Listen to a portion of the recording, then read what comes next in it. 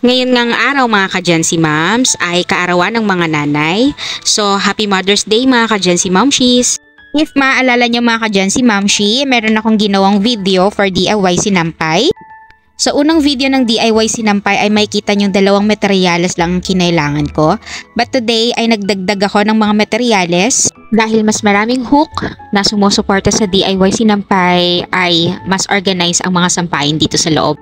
Madali ko lang na ibaon ang bawat hook, so nakikita nyong madali ko na lang ipinipihit pa loob ang mga hook nang hindi na ginagamitan pa ng plies.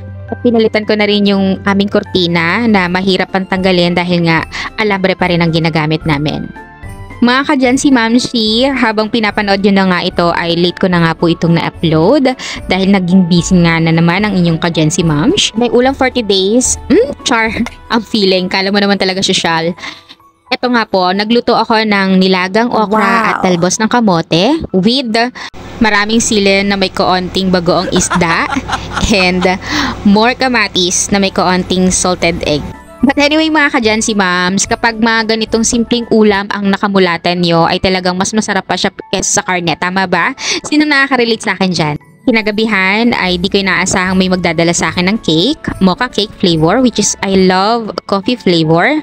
From Red Ribbon, not it sponsored. Sabi ko nga po kanina, late na po akong nakapag-upload. Opo, dahil labot tiniti ko ang video na ito ay araw ng Mother's Day. So, hanggang sa muli mga ka-Gen-Z Moms.